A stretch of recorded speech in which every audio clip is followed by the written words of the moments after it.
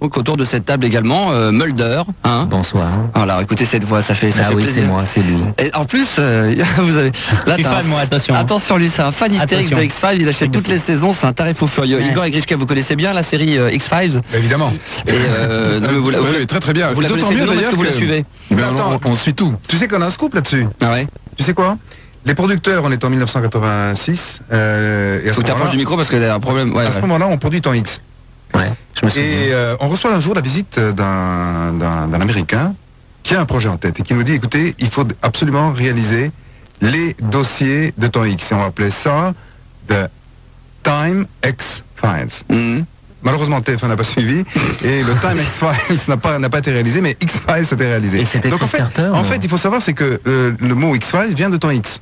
Tu vois, à cause de ça. À cause de X. Oui, tout à fait. Ben, la vérité ce soir est sur Fun Radio. Ah bah voilà, on saura tout. Là, vraiment.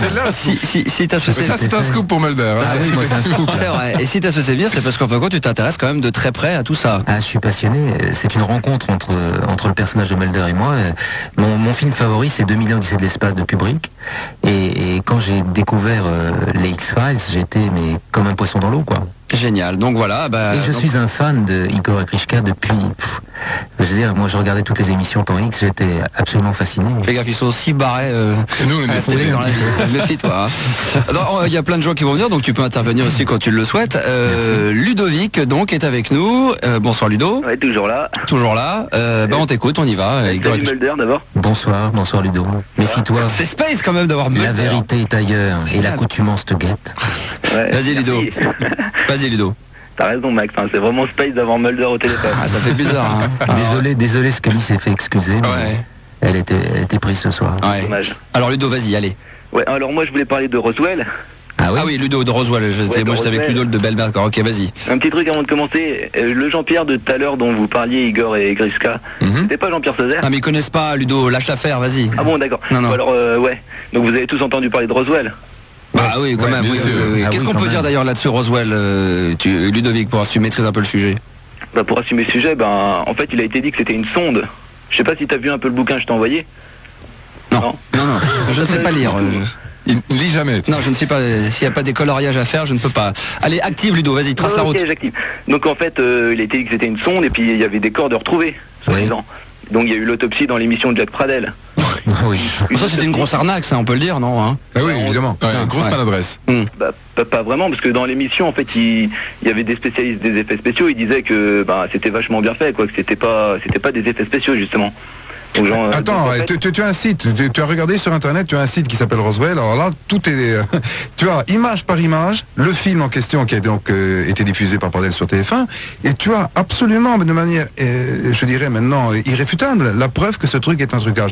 Regarde, je sais pas quel est le nom du site, mais moi j'ai regardé ça il y a à peu près il y a un mois ou deux, j'ai passé une demi-heure là-dessus, et je peux te dire que tu as la preuve certaine que le document en question, que moi j'ai vu par ailleurs, est un document qui a malheureusement été fabriqué. C'est pas du tout, enfin maintenant, on peut pas mettre ça en cause, tu vois. Tu vois, entre la 220e image, et je te dis même des choses précises, entre la 220e image et la 247e image, donc tu as une vingtaine d'images, qui révèlent d'une manière absolue, et sans aucune ambiguïté, en fait, notre agent... Oui, moi j'ai une théorie. Moi j'ai une théorie des X-Files, c'est que c'est la CIA qui a créé un truc de toutes pièces pour justement masquer la véritable invasion des extraterrestres. Voilà. Mais y a-t-il véritablement une invasion des extraterrestres? Bien sûr, on est là ce soir justement. Bon alors. C'est là que je voulais en venir. Bon allez, vas-y. C'est là que je voulais en venir. Y a-t-il eu vraiment un crash d'OVNI à Roswell? Qu'est-ce que c'est que cette histoire réellement? Qu'est-ce que vous savez, Igor et Grishka, très sérieusement sur ce phénomène de Roswell? Est-ce qu'il y a réellement eu une soucoupe qui s'est écrasée avec quelque chose de bizarroïde à l'intérieur, qui a été ensuite caché dans un hangar dont on tenait secret parce que ça a été de la folie, je veux dire, c'était... Bon, on peut dire deux choses immédiatement. Igor en dira peut-être une troisième et Mulder une quatrième. Mais deux choses immédiatement, c'est d'abord, pour le document, Ludo, il faut que tu saches effectivement que ce document est complètement bidon. Faux, ouais. Bon, ça c'est clair. Donc là-dessus, il n'y a aucune... Deux, en revanche, il existe en France un organisme que tu connais qui est le CNES, donc le Centre National d'Études Spatiales. Le CNES a un département spécial qui s'appelle le CEPRA, qui est le Centre d'études des phénomènes de rentrée atmosphérique, qui est l'héritier lui-même d'un autre organisme plus ancien qui a été créé à la fin des années 70 et qui s'appelle le GEPAN, le groupe d'études des phénomènes aérospatiaux non identifiés. Bon, ce sont des scientifiques qui dirigent à la fois, qui ont dirigé le GEPAN et qui dirigent aujourd'hui le CEPRA. Le CEPRA est avec quelqu'un à sa tête, qui est aujourd'hui un certain Jean-Jacques Velasco, qui est un scientifique pur, et que nous avons rencontré il n'y a pas très longtemps, et avec lequel nous avons fait une émission qui me semble avoir été assez éclairante sur le thème des extraterrestres. Mais ce qui est très important, c'est que Jean-Jacques Velasco, aujourd'hui, en tant que scientifique officiellement investi d'une responsabilité, ne pourra jamais se prononcer sur Roswell. Il ne dira jamais rien. Simplement, c'est vrai aussi, et sans trahir un secret, on a eu une conversation avec lui qui était hors caméra, et au terme de laquelle il nous a dit quelque chose qui nous a beaucoup troublés. Il nous dit, j'ai pendant 3 ans fait suite notamment aux mouvements qui ont été créés en France et d'ailleurs dans d'autres pays à propos de l'affaire Roswell. J'ai enquêté pendant 3 ans et j'ai rencontré un certain nombre de responsables. Au terme de cette enquête, et sans entrer dans les détails, ce que je peux te dire, c'est sa conclusion à lui, c'est qu'il y a un véritable, disons, un mystère autour de Roswell, c'est vrai, et une opacité non dissipée. Il y a une opacité. Cette opacité, en fait, est liée à chaque fois qu'il a voulu aller plus loin, à un certain degré d'investigation, à une résistance d'abord, et ensuite à un danger réel auquel il a été confronté, soit directement, soit indirectement. Donc il y a en effet quelque chose dont il est certain, effectivement, qu'il a été lui-même, je ne dis pas le témoin, mais indirectement, il est au bout d'une chaîne d'information. Et en tant que scientifique, il ne le dira jamais, pas plus que les scientifiques qui ont pu enquêter sur le phénomène. Simplement, il est clair que quelque chose s'est passé, mais cette chose nous sera probablement, je crois, au moins pour très longtemps cachée. Ouais, comme toutes les affaires. Oui, par exemple, l'armée de l'air a des tas de dossiers, des pilotes qui ont vu des choses et ça disparaît. Et effectivement, on n'en entend pas parler, quoi. Est-ce que c'est pas voulu, est-ce que c'est pas fait exprès, c'est juste comme ça pour faire parler? Est-ce que réellement, vous pensez réellement, Igor Grishka, qu'il se passerait quelque chose, il y a ce fameux hangar avec des choses cachées, des trucs secrets? Enfin, ça fait halluciner tout le monde. Ça, c'est tellement vieux, ça date de quand en plus cette histoire de Roswell? C'est quelle année?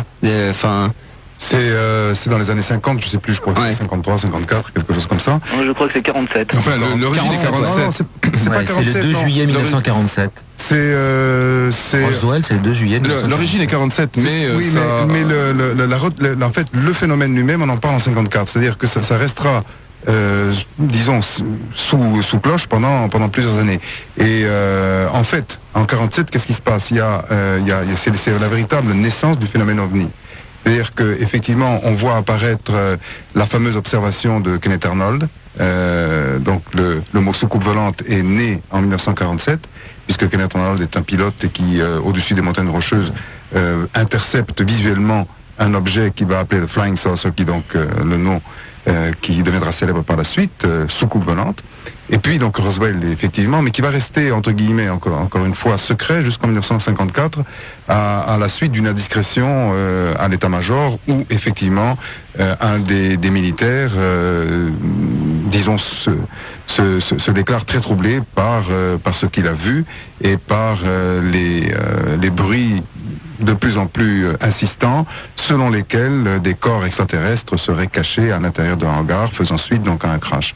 Bon, alors aujourd'hui, comme Grishka l'a observé, beaucoup de choses ont été dites, écrites, répétées, et on peut simplement en conclure qu'il y a un mystère Roswell qui n'est pas prêt d'être levé, qui est classé secret défense aux États-Unis, et c'est la raison pour laquelle il devient extrêmement difficile d'y voir clair et de comprendre véritablement quelle est l'origine du phénomène. Oui, d'ailleurs, la seule chose dont on soit certain, c'est que, et ça c'est effectivement une des conclusions de l'enquête qui a été menée par le patron du CEPRA, donc de ce département du CNES, et là on en est certain, on a aujourd'hui la preuve qu'il existe à l'intérieur du département de la défense américaine, au Pentagone, un dossier qui effectivement porte le titre et qui peut être indexé sous le titre Roswell, et qui est un dossier absolument classifié, qui est absolument secret et donc totalement inaccessible. Ça ne veut pas dire effectivement qu'on a une interprétation, mais ce qui est certain, c'est qu'il y a un dossier, un X-Files en fait, qui a été créé autour de ce phénomène. D'accord, voilà, on remercie Ludovic parce qu'on en a tellement qu'à attendre là qu'on s'en sortira jamais. Et là, on va parler un petit peu de cinéma avec un autre Ludo, 26 ans de Bellerive. Bonsoir Ludo. Ouais, bonsoir Max, Salut. Bonsoir les frères Bogdanov, bonsoir Mulder. Bonsoir. Donc bonsoir à tous. Donc je voulais parler de l'imaginaire des frères Bogdanov, c'est-à-dire quel est le film qui se rapproche le plus de la réalité, entre guillemets, de votre vision de l'extraterrestre. Est-ce que un jour vous avez vu un film et vous vous êtes dit « Oh mais celui-là il ressemble vachement à ce qu'on pense qui va arriver plus tard ». Il y a au moins 2 ou 3 films qui sont assez proches d'une évocation. Moi, je suis exactement comme Mulder. Mulder a dit tout à l'heure à propos de son film préféré que c'était 2001. Mais 2001 présente une image saisissante, en fait, d'une présence, d'une vie possible extraterrestre. C'est totalement évanescent parce qu'il faut être vraiment très, je dirais, à la fois attentif et perspicace à la notion de vie vis-à-vis de la notion de vie extraterrestre pour se rendre compte qu'on en voit un certain nombre, mais dans le film, on a effectivement une évocation au moins indirecte de ce qu'est une créature, une pensée de type extraterrestre. Et qui nous aurait aidé au début de la grande aventure. De la genèse de la grande aventure. Moi, je crois beaucoup à un bouquin qui s'appelle La lune clé de la Bible de Jean Sandi, où il dit que la Bible serait un livre initiatique de la présence des extraterrestres au démarrage de l'intelligence humaine, comme dans le film de 2001, Odyssée de l'espace. Et en dehors de 2001, tu dis qu'il y en aurait d'autres, Igor Grishka, il y en a d'autres, non, qui vous semblent proches de la réalité, en tout cas de ce que vous vivez au quotidien? Non, mais il y en a un que tout le monde connaît, qui est la créature de Giger, qui a été mise en scène dans Alien. Et effectivement, cette créature-là, elle a quelque chose de très réaliste. Au fond, on se dit que si un monstre extraterrestre existe, effectivement... Il pourrait être sous cette forme-là. Voilà, il pourrait être sous cette forme-là. Voilà, Ludo. D'accord, je voulais rajouter un truc. Je voulais, justement, à propos d'imaginaire des frères Bogdanov, je voulais savoir, nous, on fait pas grand-chose, on n'a pas fait beaucoup d'études et tout ça. Bon, Ouais, ça c'est vrai, ouais. Et donc, on a un imaginaire, on imagine beaucoup de choses. Et tandis que les frères Bogdanov ont étudié beaucoup et tout, et je voulais savoir si leurs rêves, ont été rétrécis, au contraire, plus ils savent de choses, plus leur univers s'élargit, quoi. Ouais, pas bête, ouais. Bonne question. Non, c'est vrai. Ouais. Parce que nous, on a beaucoup d'illusions et tout, on fait pas grand chose, donc on imagine beaucoup de choses, mais tandis que vous savez plus de choses que nous, donc est-ce que vous imaginez beaucoup plus de choses? Mais en fait, non, mais tu réponds toi-même à la question, parce que imagine par exemple que tu aies 4 allumettes. Avec 4 allumettes, tu peux pas faire grand-chose. En revanche, si tu as une boîte d'allumettes complète, tu peux faire déjà un bel édifice, et puis si on te donne 100 boîtes d'allumettes, tu fais un truc encore plus grand. Bon. Et est-ce que c'est une frustration de votre côté ou... Ah, une frustration? Mais non, au contraire. Au contraire, puisque plus le matériau de la connaissance se complexifie, plus ton imagination va loin. Si tu veux, le matériau de la connaissance est un instrument qui te permet d'aller encore plus loin et de repousser encore plus loin les frontières si tu veux, de l'imagination. Tu sais, la connaissance n'a jamais stérilisé l'imaginaire, bien au contraire. Plus tu connais de choses, plus ton imaginaire se développe. Plus on cherche, plus on trouve. D'accord. Voilà mon petit Ludo. Ok, bah merci alors, et bonne soirée. Attention, le grand moment est arrivé, et là on va se poiler un bon coup. Non, c'est du sérieux, c'est du béton, c'est du dossier, c'est du carré. C'est du carré, c'est top secret. D'accord, ok, ce soir on dévoile tout. Si vous aviez encore des doutes sur les ovnis, eh bien écoutez, sachez qu'ils existent, puisque Gigi a été enlevé en 74 par des extraterrestres. Gigi, 50 ans, de Bourg-en-Bresse. Bonsoir Gigi. Bonsoir. Je me permets de plaisanter là-dessus, mais je sais que c'est un dossier très sérieux, et on t'écoute Gigi. Oui, bonsoir. Donc oui, c'est quand même sérieux parce que on arrête de d'enlever, on en parle beaucoup à l'étranger et en France, non. Hein, c'est vraiment cassé. Alors qu'il y a beaucoup d'enlevés, de toutes sortes de personnes. Hein, il n'y a pas plus des gens très riches ou très pauvres. Bon. Et donc moi mon cas, je m'intéressais pas du tout à la science-fiction, et c'est vrai que la science-fiction n'existait pas en 1974. Même Star Trek je ne regardais pas. Il y avait Cosmos 99, il y avait plein de choses comme ça. Les envahisseurs non. Petite maison dans la prairie, il n'y avait pas. Non, il y avait en 1974, il n'y avait pas tout ça, d'accord. Non. Hein. Okay. Donc moi j'avais ma vie bien tranquille à la campagne, et c'est le soir vers 19h. Donc je m'apprêtais à fermer les volets, et une boule rouge dans le ciel, parmi les étoiles. D'habitude tous les soirs à cette heure, c'était fin octobre 74, et comme tous les soirs, je regardais les étoiles, comme ça, sans m'intéresser plus. Et cette boule rouge orangée était fixe. Moi je me suis dit tiens, je vais faire je vais éteindre mon salon, et cette boule s'est avancée. Plus elle s'est avancée, elle s'est ouverte comme une coquille, et un immense triangle en est sorti. Bon, moi, je me suis dit, bon, qu'est-ce que c'est que ce truc-là On parlait pas d'OVNI, en plus, à cette époque-là. Peut-être soucoupe volante, mais en France, bon. Donc, c'est la nuit que je me suis réveillée. Il y avait des bruits métalliques, un bruit de métal dans la chambre. Je me souviens de me réveiller en sursaut et d'être enveloppée dans une lumière blanche et de me retrouver à bord d'un vaisseau, donc puisqu'on dit vaisseau maintenant, et très étonnée de voir 3 êtres de petite taille. Moi, tout étonnée, je me dis, mais c'est des enfants déguisés. Pour moi, c'était ça. Alors, donc, il y en avait 2 de 80 cm, de couleur verdâtre, comme du caoutchouc, et celui du milieu avait donc une combinaison spatiale lamée et de 1,20 m à peu près. Donc pareil, alors grosse tête et des yeux énormes.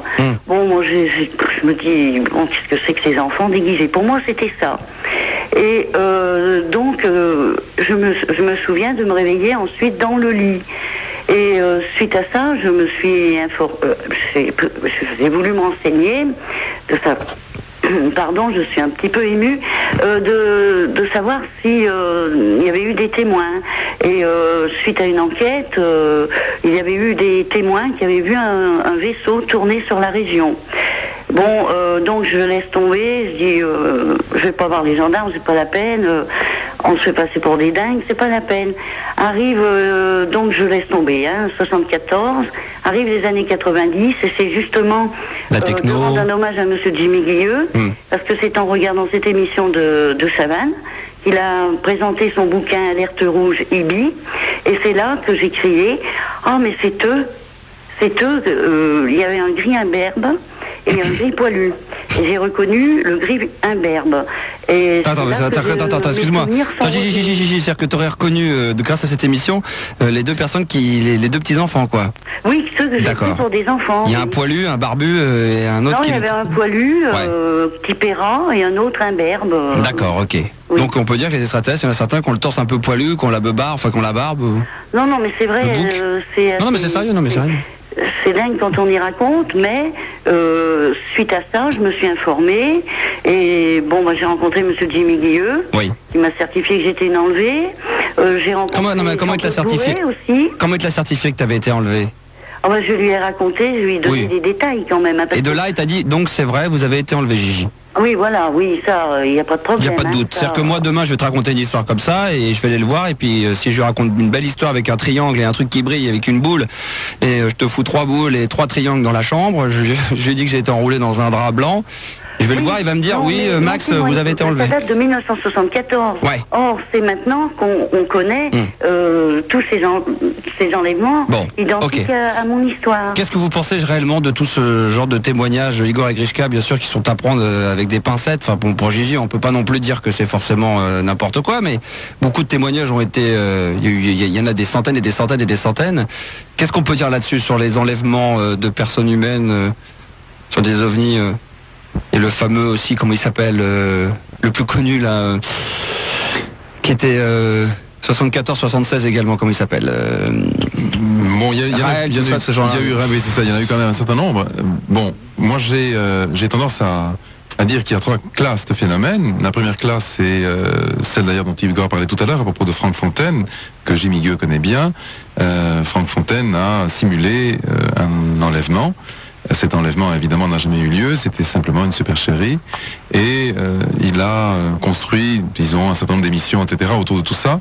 Il a été difficile pour lui de s'échapper de ce piège, et puis il a fait un aveu, mais beaucoup plus tard, donc des années après, en disant que le cycle avait été tellement puissant et qu'il avait été tellement enfermé dans sa fiction que, réalisant évidemment qu'il avait été trop loin, il était absolument impossible pour lui de faire machine arrière. Bon, voilà donc une première classe. Il y a une deuxième classe de témoignages qui appartiennent vraisemblablement à la catégorie de ceux qui sont les plus sincères. Et peut-être, Gigi en faites-vous partie, personnages qui sont persuadés qu'ils ont vécu quelque chose et qui confondent parfois d'ailleurs une manifestation qu'on peut qualifier d'onirique, c'est-à-dire en fait une forme de rêve éveillé ou d'hallucination avec la réalité. Mais enfin, ils sont persuadés d'avoir vécu quelque chose.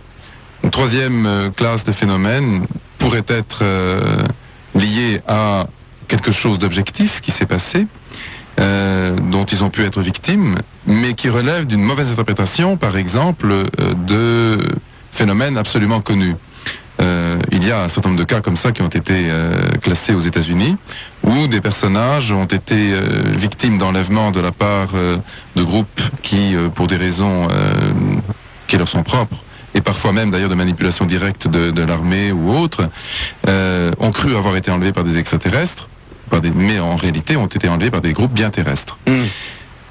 La quatrième catégorie à laquelle vous faites allusion, en fait, semble la plus évanescente et probablement celle qui résiste le mieux aujourd'hui, en tout cas aux investigations. Il n'y a aucun témoignage de contacté, entre guillemets, ou d'enlevé qui participe aujourd'hui d'une explication scientifique qui résiste. Donc, pour l'instant, que ce soit en France, dans les pays d'Europe et dans le reste du monde aux États-Unis, il n'y a pas un seul cas, un seul témoignage de personnes qui est prétendu être enlevées par les extraterrestres qui ait pu effectivement déboucher sur une preuve certaine du point de vue de l'observation scientifique. Alors, encore une fois, j'ai peut-être tendance à revenir en arrière et à décevoir Gigi, je suis un peu désolé de dire ça, mais à l'heure actuelle, au moins, lorsque la science est interrogée sur ce phénomène-là, elle est obligée de déclarer, jusqu'à preuve du contraire, jusqu'à ce qu'on nous fournisse la preuve certaine qu'il y a une matérialité à des enlèvements, eh bien, ce phénomène-là n'existe absolument pas. Il est totalement évanescent et il n'a aucune objectivité. Gigi ? Oui, alors justement, j'aurais demandé, c'est Monsieur Igor, je pense. Non, c'était Grishka, pas de peau. Bon, d'abord, je vous féliciter aussi parce que votre émission Temps X était très bien. Ça serait très intéressant que vous puissiez reprendre le flambeau sur une chaîne de télé. Ce que je voulais vous dire, si les preuves, on vous les apporte, qu'est-ce que vous diriez? Moi, personnellement. Igor. On serait enchanté, évidemment. Quel genre de preuve tu aurais, Gigi? Mais quelle preuve? Quelle preuve? Preuves déjà de leur existence. Oui, mais de quelle manière, oui. Et de mon enlèvement. Oui, mais tu réponds pas à la question. Quelles sont les preuves? Ça, tu es en train de nous raconter encore Oui, mais les preuves... matérielles? Oui, des preuves. Des photos? T'as pris des photos? Pas de photos, mais des preuves, pourquoi pas. Oui, mais pourquoi? Non, mais attends. Il y a une aide d'autres extraterrestres que je connais aussi, qui se trouvent à Bourg-de-Sirot dans le Jura, dont un extraterrestre se prénomme Orio, celui justement que vous parlez dans l'affaire Sergi Pontoise, donc Franck Fontaine. Ce fameux Orio existe. Comme Monsieur Jean-Claude Pantel, qui est en contact avec les visiteurs d'espace-temps et de l'OM, pas OM de Marseille, mais ordonnances magnétiques et qui sont aussi appelées organisations magnifiques. Ils existent réellement et je crois que que nous, on va faire vraiment avancer quelque chose et je serai en tête. Bon, Gigi, je me fais l'avocat du diable parce que là, il y a plein de gens de l'autre côté de la radio qui doivent se dire, est-ce que réellement tu penses pas que tu te fais manipuler par des gens qui te font croire des choses et qui te font tenir un discours, celui que tu nous tiens ce soir? Est-ce que réellement... Ah non, pas du tout. Non, toi, parce que j'ai juste rencontré Jimmy Guilleux et...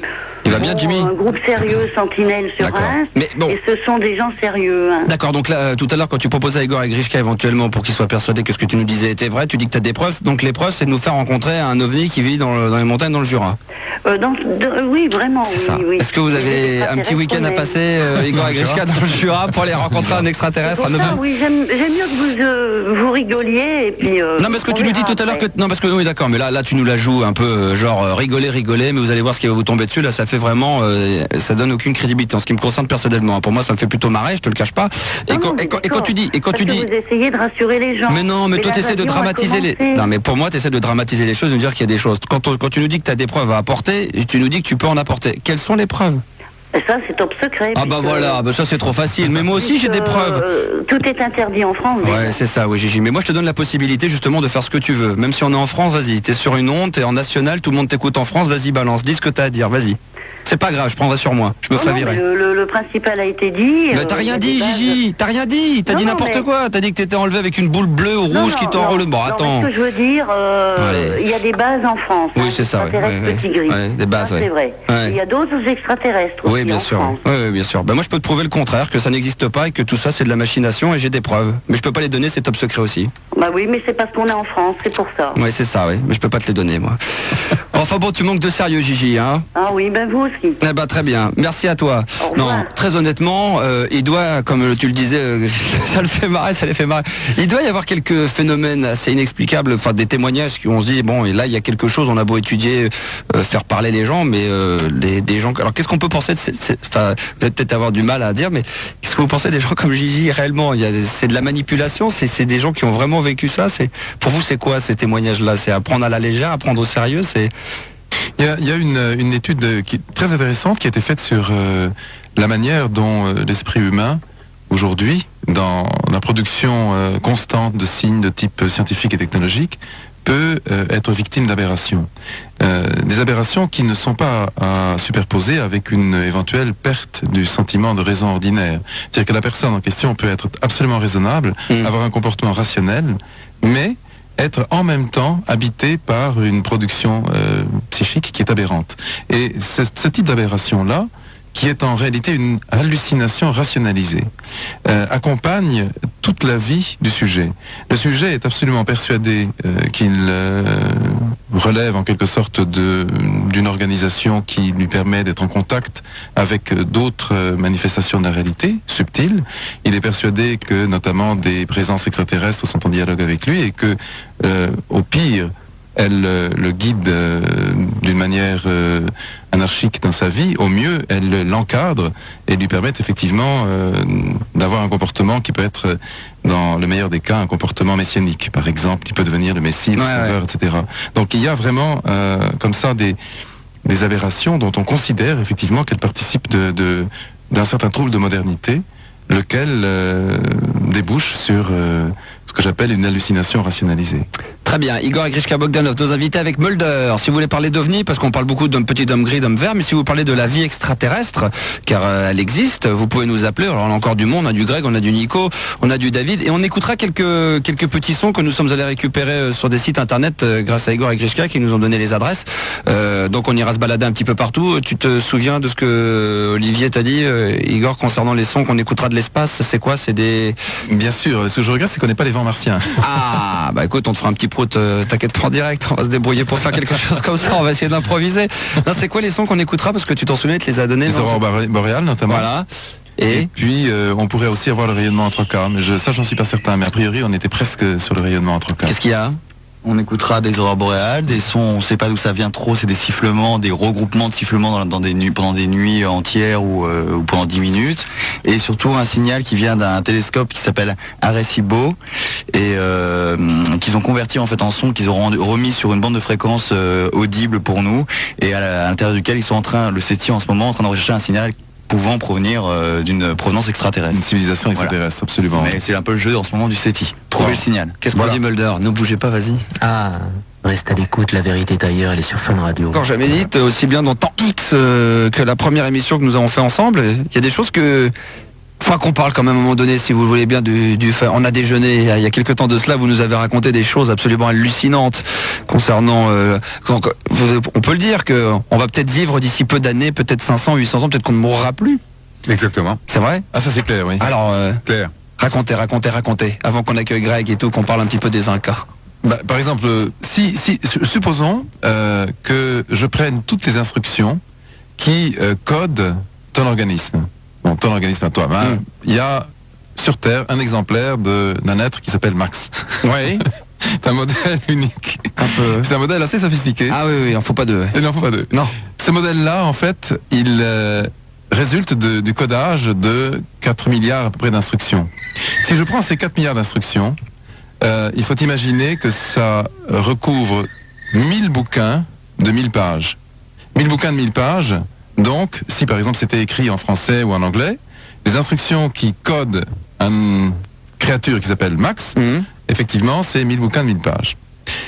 Ce qui se passe, c'est que la génétique, depuis un certain nombre d'années maintenant, le début de cette aventure étant lié à la découverte de la carte génétique par le professeur Cohen, que nous connaissons bien, eh bien, la génétique fait des progrès constants et même de plus en plus rapides à mesure que la recherche avance, de sorte qu'on va avoir décodé ces 1000 bouquins de 1000 pages, donc les 4 milliards d'instructions, qui fondent donc tout le codage génétique, le génome humain, dans pratiquement 1 an à 2 ans maximum. Et à partir de là, évidemment, on pourra recombiner cette machine fabuleuse, notamment une machine qui s'appelle Max, la recombiner et lui permettre effectivement de dépasser ses contraintes naturelles. Génial. Donc il va y avoir 500 ans d'émissions talk-show de Max sur Fun Radio. Il n'y a aucune raison pour que ça s'arrête. Ah, vous allez en chier, hein. J'en suis seulement à 7 ans. Il en reste quoi? On se barre. Bah non, mais si, 500 ans de standard pour vous, tu te rends compte? Ils vont se régaler, vous allez vous régaler. Ah, ça va être extraordinaire, très bien. Donc ça voudra dire que d'ici, si on le voulait, d'ici 1 an ou 2, on pourrait arriver à faire des choses assez extraordinaires. Est-ce qu'on va le faire? Est-ce que ça va arriver? Écoute, ça va arriver de toute évidence, parce que aujourd'hui, alors que la vie humaine est limitée à peu près à 120 ans, le cas de Jeanne Calment le montre, aujourd'hui, on n'est pas tout à fait en mesure de recombiner le génome de manière telle que la longévité de chaque individu soit allongée de X, d'un facteur X. Mais demain, c'est-à-dire à partir du moment où l'ensemble des instructions génétiques seront comprises, on pourra effectivement, réintervenir dans le programme et faire en sorte que la mise à mort de l'individu, qui ne correspond à rien, soit annulée et que les phénotypes, le phénotype Max, mais les autres phénotypes aussi, vivent indéfiniment. 500 ans, 800 ans, 1000 ans, 2000 ans, 3000 ans. Il n'y a aucune raison objective pour que ça s'arrête. Donc on va être surpeuplé. Non, parce que évidemment, le site terrestre ne sera plus qu'un site parmi d'autres. Il faut savoir que notre planète n'est qu'une planète perdue parmi des milliards d'autres planètes dans notre seule galaxie, et que, comme on l'a dit la dernière fois, il existe 100 milliards de galaxies dans l'univers. 100 milliards de galaxies, ça fait beaucoup de place pour que des formes de vie intelligentes, des phénotypes Max, c'est meilleur. Ah ouais, ça va être la folie. Et donc on pourra également respirer normalement là-haut, un peu partout, oui. Évidemment, il suffira de faire quelques réglages de manière à ce que l'atmosphère soit une atmosphère compatible avec notre métabolisme. Alors ça c'est pas compliqué du tout. Hein. Ah bon? Ça se fait comment? On pourrait déjà le faire sur une planète comme Vénus. Par exemple, Vénus est composée essentiellement de gaz carbonique. Il y règne une température de 400 degrés parce qu'il y a un effet de serre, et que donc les rayons du soleil qui pénètrent à l'intérieur de cette atmosphère très épaisse sont piégés. Alors comme ils sont piégés, évidemment, c'est comme dans une marmite dont le couvercle est très très étanche. Du coup, il fait très chaud. C'est une marmite très très désagréable, parce qu'il faut savoir que sur Vénus, il souffle des vents d'à peu près 1000 km/h, donc 1000 km/h, que d'autre part, il pleut en permanence de l'acide sulfurique et de l'acide chlorhydrique. Ah oui, donc vraiment passionnant. Dans un bain de température de 600 degrés. Qu'est-ce qu'on fait avec du gaz carbonique? Avec du gaz carbonique, eh ben, écoute, c'est pas difficile. Comme tu sais, les plantes, en fait, convertissent le gaz carbonique en oxygène. Eh bien, il suffit d'ensemencer la haute atmosphère de Vénus par des algues bleues, des spores. C'est un programme très sérieux qui a été imaginé par la NASA et puis en France par le CNES. On va arroser cette atmosphère par des spores qui vont se multiplier et puis qui, une fois arrivés à maturité, vont à ce moment-là convertir toute cette masse de gaz carbonique en oxygène. Donc du coup, combien de temps ça mettrait ça? Ça va très très vite. Quelques dizaines d'années, mais tu imagines à ce moment-là, l'oxygène se combine à l'hydrogène qui est très très présent sur Vénus. Cet hydrogène combiné à l'oxygène donc fabrique de l'eau. Cette eau commence à dégouliner sous forme de tempête. Ce sont des pluies torrentielles, des dizaines et des dizaines d'années. Et à l'heure actuelle, il n'y a rien sur Vénus. Vénus, ce sont des rochers. Ce sont des rochers balayés par les vents, donc, ou des sables vénusiens, des cristaux. Eh bien, imagine que la pluie commence à se déclencher. Des orages cataclysmiques, des tempêtes absolument gigantesques qui vont durer des dizaines et des dizaines d'années. Un déluge probablement comparable à celui dont nous avons le souvenir mythique sur Terre. Ce déluge, une fois stabilisé, une fois terminé, la conversion dont Igor parle sera absolument effectuée. C'est-à-dire que tout le gaz carbonique aura été recraché, si on peut dire, par les spores, par la photosynthèse, par les spores d'algues bleues, en oxygène. Donc le ciel sera bleu. La température aura chuté à 25 degrés et en face, il y aura un merveilleux océan. On pourrait peut-être leur envoyer l'algue tueuse de Méditerranée, là, qui se prolifère très vite. Ouais. On leur envoie des petits sports. Et là-bas, il y aura tout, il y aura sable blanc, il y aura tout ça. Oui, ce sera un peu comme les Bahamas. Ah, bah très bien, on sera aussi bronzé que toi. Et voilà, c'est ça, les Bahamas et le Maurice. Même. Et d'où tu crois qu'il revient? Ah oui, non, mais je sais pas d'où tu reviens, mais il est black, hein. Tu profites du soleil, c'est bien. Greg est avec nous, 17 ans, t'appelles d'où, Greg? D'Orléans. D'accord, très bien, on t'écoute. D'abord, bonsoir Max, bonsoir Igor, bonsoir Krishka et surtout bonsoir Mulder. Bonsoir. Bonsoir. Donc moi j'appelle pour parler en fait du rôle de la vie extraterrestre dans la création de sociétés antiques comme les Incas ou les Mayas, je sais plus trop, et aussi l'Égypte antique. Donc je voudrais savoir ce que les frères Bogdanov pensent de ces théories qui, à mon avis, ils connaissent. Non? Oui, bien sûr. Ils connaissent tout. Question à la con, réponse à la con. Hein. Bah oui, mais enfin bon... Non, mais je plaisante, c'est vrai, ouais. Qu'est-ce que tu veux savoir exactement? Bah oui, savoir si d'abord s'ils y croient, savoir si en fait c'est vraiment bien les extraterrestres qui nous ont appris par exemple à monter une pyramide. Alors, on en a parlé la dernière fois, ça aussi, ouais. En 2 mots alors. Bon, alors, en deux mots, moi j'ai envie de t'inviter à une question. J'ai le sentiment que si les extraterrestres viennent nous visiter, les interférences entre eux et nous sont extrêmement peu nombreuses. Et discrètes. Et discrètes. Je te donne un exemple. Lorsqu'une mouche se promène sur une table, elle a un certain nombre d'objectifs. Elle est guidée par exemple par son système nerveux pour aller vers le morceau de sucre et puis ensuite elle s'envole vers le plafond. À aucun moment, la mouche n'est consciente de la présence d'un être humain, sauf de manière indirecte, comme ça, si j'approche la main, la mouche va à ce moment-là s'écarter, mais elle ne sera pas consciente qu'il s'agit véritablement d'une autre forme de vie. À aucun moment, elle va réaliser vraiment ce qui se passe entre elle et moi. Autrement dit, si j'essaie d'établir un contact avec la mouche, elle ne sera absolument à aucun instant consciente de mes efforts pour communiquer avec elle. Donc, j'ai le sentiment que si des extraterrestres existent et s'ils nous observent, si à un moment de l'histoire de l'humanité, par exemple à l'époque antique, ils ont communiqué ou tenté de communiquer avec nous, j'ai le sentiment que cette communication est extraordinairement, floue, incertaine, et que les traces que nous en aurons gardées dans l'histoire seront beaucoup plus floues et beaucoup plus incertaines encore que ces vestiges ou ces souvenirs entre guillemets archéologiques qui nous sont parvenus jusqu'à aujourd'hui. J'ai le sentiment que si une intelligence extraterrestre existe, elle est infiniment supérieure, en tout cas infiniment différente, et dans ce cas, la communication entre eux et nous est extraordinairement compliquée. Oui, d'accord, mais je veux dire, à partir si on a des extraterrestres en fait de forme humanoïde, on peut envisager une communication assez facile. Et de même avec leur supériorité technologique, ils peuvent très bien se faire passer pour des dieux, à ces époques-là. Oui, bien sûr. Bon, effectivement, alors si on plonge maintenant dans les archives de ce qu'on appelle toute l'archéologie mystérieuse, c'est-à-dire le Chandelier des Andes, Nazca, etc., les interprétations de type extraterrestre sont les plus, entre guillemets, propices à expliquer pourquoi un certain nombre de phénomènes inexplicables est vraiment très troublant, parce que c'est vrai que lorsqu'on regarde le Chandelier des Andes, on est troublé par la présence de ce vestige archéologique, tout comme on est troublé par la faculté, on le disait la dernière fois, de construction des pyramides et autres. Mais encore une fois, je suis un tout petit peu surpris qu'il n'existe pas d'autres témoignages plus directs, plus concrets, plus irréfutable de la présence d'une civilisation à l'origine de l'humanité. C'est toujours par des signes indirects et toujours d'une certaine manière des signes humains que ces témoignages nous parviennent. Et ça, c'est troublant. Pourquoi n'avons-nous encore jamais intercepté sur la Terre, alors que nous sommes équipés pour le faire, la trace archéologique d'un engin qui aurait par exemple 100 000 ans qui se serait échoué là, ou d'un mécanisme.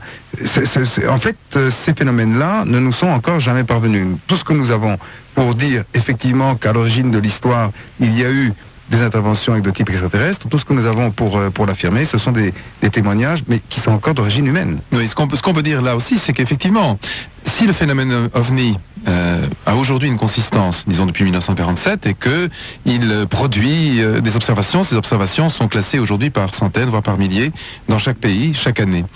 Eh bien, on n'a aucune raison de limiter ce phénomène à notre époque. On peut considérer, par exemple, que dans une époque reculée, par exemple en Antiquité, la haute Antiquité, il y a 2, 3, 4, 5, 6, 7, 8 000 ans, des observateurs terrestres, bien terrestres, ont pu soit avoir la conviction d'être confrontés à un phénomène extérieur, par exemple un aérolithe qu'ils interprètent comme étant une sorte de production de ce qu'on appellera aujourd'hui un ovni, donc une intervention extraterrestre. On peut aussi considérer que dès que l'homme a été capable de créer des documents notamment architecturaux, il a manifesté effectivement ces témoignages, ou plutôt il en a fait la relation d'une manière pratiquement certaine. Il les a collectionnés, il les a construits, et en quelque sorte il a exprimé un rêve. Il a exprimé le grand rêve extraterrestre, le grand rêve de relation avec une intelligence autre, une intelligence étrangère. Il l'a manifesté comme cela. Ça ne veut pas dire que pour autant cette intelligence étrangère ait été à l'origine de la civilisation humaine. Je crois que si, comme Igor le disait tout à l'heure, il y avait vraiment eu une intervention certaine quelque part, elle aurait été probablement plus manifeste. En réalité, la science permet de comprendre pratiquement toutes les étapes de l'évolution humaine, sans que pour autant une intervention extraterrestre soit nécessaire. Et même si ça paraît un peu réducteur ce que je dis là, et s'il y a un caractère un petit peu comme ça décevant, mais ce qui est aussi certain, c'est que un artefact produit par un artefact, c'est-à-dire en fait un objet artificiel, produit par une intelligence extraterrestre extrêmement avancée, parce que il faut imaginer qu'elle aurait des dizaines de milliers, voire des centaines ou des millions même d'années d'avance sur nous. Qu'est-ce que c'est que quelques millions d'années à l'échelle de la galaxie? Rien. Donc on pourrait imaginer une civilisation extraterrestre qui a 1 million d'années d'avance sur nous et qui produit des artefacts. Ces artefacts seraient totalement différents, évidemment, de ceux qui ont été recueillis d'une manière d'ailleurs fugace, incertaine, probablement très évanescente, à l'origine de la civilisation humaine autour de l'Antiquité. Donc on peut vraiment considérer qu'il n'y a pas aujourd'hui de traces convaincante d'une présence ou d'une interférence de type, d'une intention et même d'une expression directe de type extraterrestre il y a quelques milliers d'années. Voilà mon petit Greg. Ouais, d'accord. On n'a plus le temps malheureusement. Oui, non, malheureusement non, on n'a plus le temps. On va faire la pause et puis il y en a encore 75 milliards de personnes qui veulent intervenir. Il y a toujours 75 milliards. Ils sont encore très nombreux. On va jouer de la musique après. Vous allez nous jouer un petit air de guitare et de banjo. Vous jouerez quoi? De la country en fait. De la country? La country. Ah ouais, génial. Quel genre Là, la country, c'est la musique des... Non, mais bien sûr, mais je veux dire un artiste connu. C'est Jérôme. Tu connais? Non, mais non. Rivers. Scruggs. Ah bah écoutez, ne bougez pas. Puis on aura également 9 extraits de son 8 qu'on a récupéré donc de l'espace. Tiens, on va faire écouter un comme ça au pifomètre. Ça a été au mois d'avril 94 à San Francisco. C'est un... Tu appelles ça comment toi? Un sifflement. Un sifflement? Sifflement de quoi ça les... Ah, ça il faut écouter vraiment d'une manière très... Je me demande si c'est pas le rayonnement fossile, ça. Exact. C'est le rayonnement fossile. Je sais pas, je dis au pif. Ouais, ça doit être ça. Ça doit être ça. Je pense que c'est ça en fait. D'accord. Peut-être un moineau. Ouais, ou peut-être. C'est un rouge-gorge. C'est une perdrix. On en parle dans un instant de tout ça au 0803 08 5000. Faites vite, Igor et Grishka Bogdanov, nos invités. Et puis également Mulder, ne bougez pas. Bon, très bien. Laurent Garnier avec Colruyt City, l'album est sorti. Il sera gagné, je crois, la semaine prochaine, durant toute la semaine dans l'émission. Igor et Grishka Bogdanov avec Mulder, nos invités. Bien sûr, pour parler de la vie extraterrestre et des ovnis. Vous voulez nous jouer de la musique maintenant ou vous préférez entendre encore un petit peu? C'est comme vous voulez. C'est vous qui choisissez. Tu veux dire parler, pas des ovnis, mais du chauvenis. Du chauvinisme, voilà, exactement. C'est bien trouvé, oui, c'est ça. Vous voulez attendre encore un petit peu ou... Bon, on attend un peu. Allez, on attend encore un petit peu. On va écouter, tiens, on va accueillir David d'Orléans, 29 balais. Salut David. Ouais, salut Maxou. Ouais, salut, ça va? Ouais, impeccable. Bon, très bien. David, Igor, Grishka, Mulder. Ouais, salut les frangins, salut Mulder. Salut les frangins, c'est cool, hein, comme ça. Ouais, c'est bien. On va écouter quelques sons, David, avec Igor, Grishka et tout le monde. Je suis plus à 10 minutes près là. Donc oui, parce que t'as patienté, ça fait longtemps que tu patientes? Ouais, non, c'est bon esprit. C'est vrai, c'est bon esprit. C'est vrai que c'est un peu long avec moi des fois. quelques extraits donc récupérés sur des sites internet. On va écouter donc celui qu'on a écouté juste en happening. David, écoute bien et on va voir. Donc c'est un sifflement récupéré en avril 94 dans le nord de San Francisco. Ça raconte tout. Écoutez.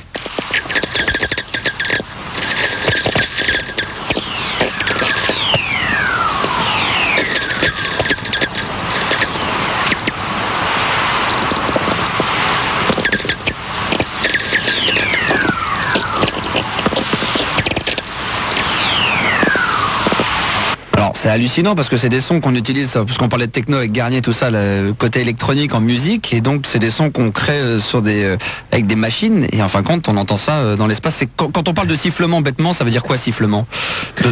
En fait, sifflement, c'est le son qui est caractéristique d'une modulation de fréquence. Hein.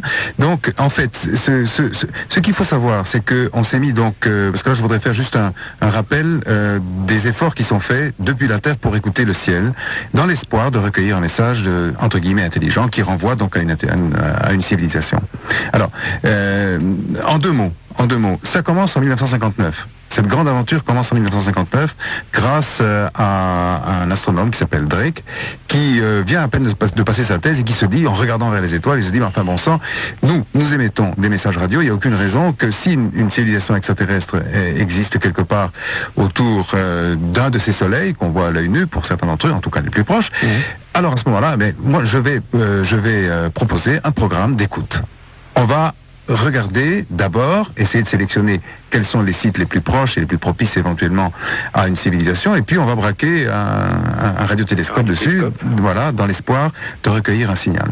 Et Drake était très courageux en 1959 parce que il disposait d'un canal d'écoute à ce moment-là, un seul canal qu'il a braqué successivement en 59 vers Epsilon Eridani, qui était à peu près à une dizaine d'années-lumière de la Terre, et puis ensuite vers Tocetti, qui est une étoile voisine. Malheureusement, il n'a rien recueilli. Pourquoi? Parce qu'il n'avait qu'un seul canal d'écoute. Aujourd'hui, il faut savoir qu'à travers le programme SETI, on dispose d'un dispositif qui est extraordinairement sophistiqué et qui permet d'écouter simultanément 8 millions de canaux. 8 millions de canaux. C'est-à-dire que dans une minute d'écoute, on recueille autant d'informations que Drake en aurait recueilli en écoutant avec son système pendant 100 000 ans. Tu te rends compte, David? Ouais, c'est exceptionnel. Alors, c'est formidable. Donc, effectivement, aujourd'hui, on est en position, grâce à cet effort, de recueillir peut-être un message intelligent. Et ça, c'est fantastique, parce que on aura peut-être la preuve que nous ne sommes pas seuls dans l'univers et qu'il communique avec nous. Quoi? Le problème, c'est qu'on écoute le passé, simplement. Oui, bien sûr. On écoute le passé, on écoute un passé qui est plus ou moins ancien en fonction de la distance de l'émetteur éventuel. Mais enfin, même si c'est du passé, même si ça vient de 20 ans en arrière... Une preuve flagrante, quoi. C'est quand même une preuve flagrante. On écrit, en fait, aujourd'hui, des signaux dans le ciel, si on peut dire, on essaie de décrypter ce qui se passe dans une sphère qui est à peu près à 200 années-lumière de rayon. Donc, on fouille, et si on a, par exemple, à la limite de cette sphère, un signal, on sait que au pire, on recevra un signal d'une civilisation qui nous a contacté ou qui a émis ce signal il y a 100 ans. Et qui est peut-être, enfin en 100 ans, on espère qu'elle est toujours là. Ouais. On va écouter encore un autre son, tiens, écoute celui-ci. Là c'est pareil, c'est les mêmes ça. Sauf 196. C'est différent.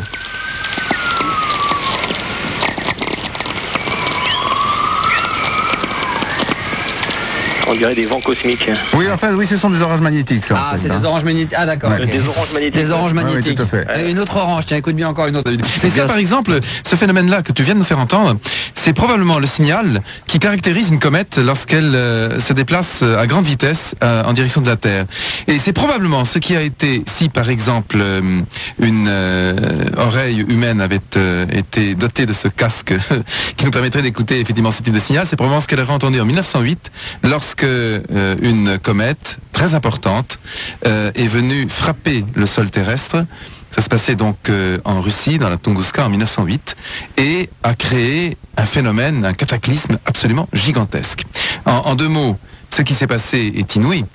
En quelques instants, voilà que les promeneurs qui étaient quelque part, et heureusement ils étaient très isolés, dans la Grande Taïga, donc dans la Tunguska, donc en Sibérie, ont aperçu, en levant le regard vers le ciel, ont aperçu une sorte de boule de feu.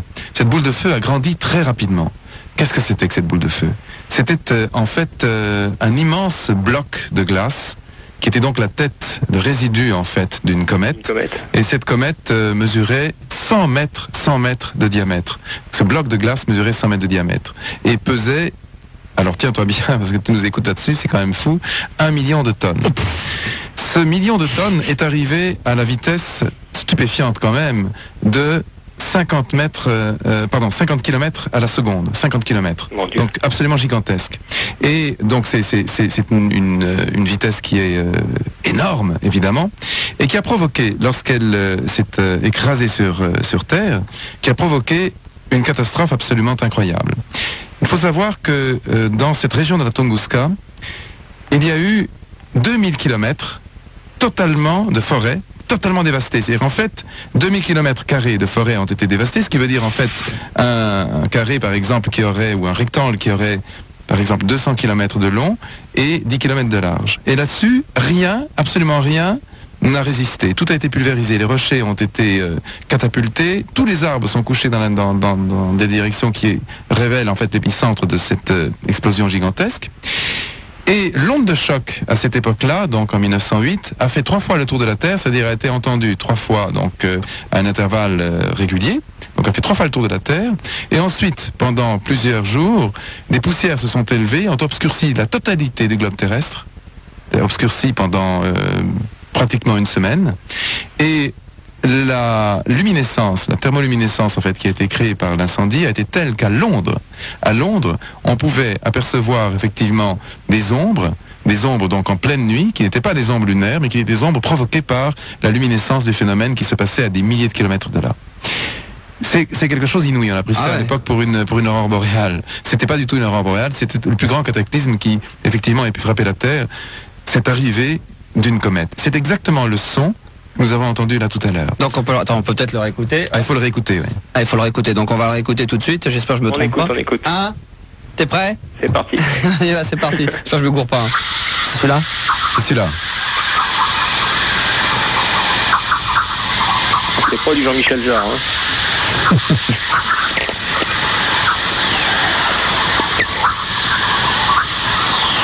Voilà, ça c'est des sons qu'on a récupérés sur internet, donc c'est impressionnant. Ouais, moi je suis très épaté parce que Tunguska c'est un épisode des X-Files que je savais pas du tout ça, enfin c'est incroyable.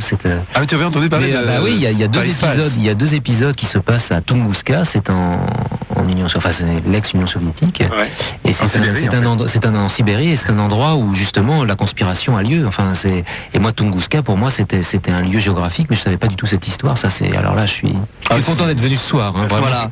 Et tiens, on va écouter un dernier son avant qu'on parle ensemble, David. Là, c'est du 25 septembre 96, donc une aurore boréale. On écoute. Voilà ce que ça donne.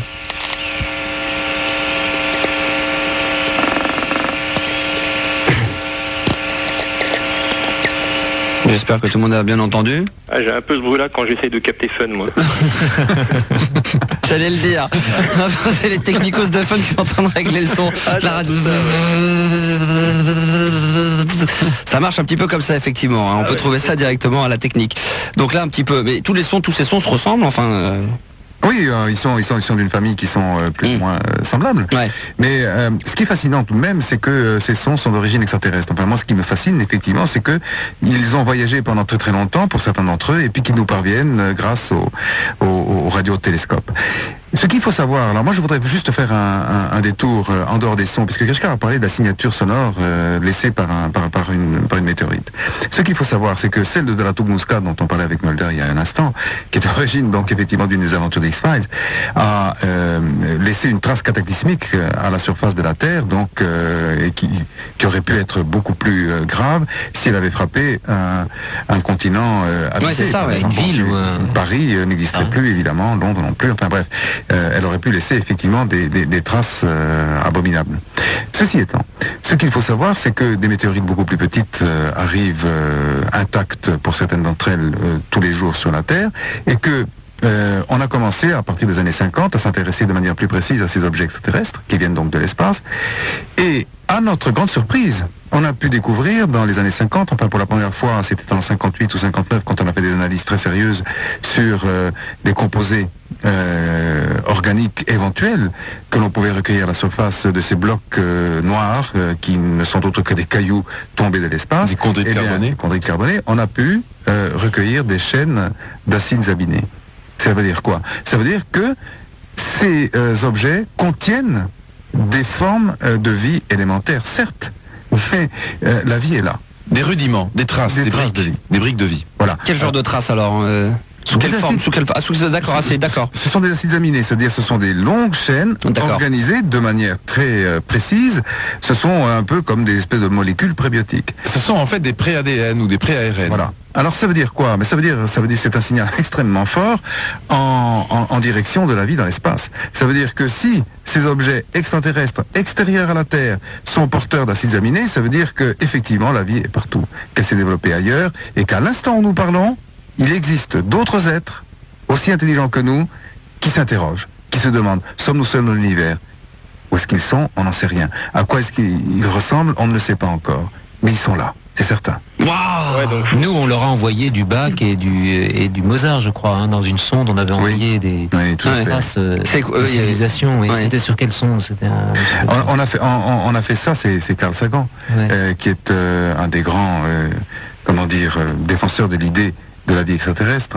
Qu'est-ce que c'était exactement comme expérience? Carl Sagan. Oui, mais c'est quoi d'envoyer du son donc d'envoyer en fait un petit peu une sorte de succès d'année, enfin de résumé du patrimoine culturel humain.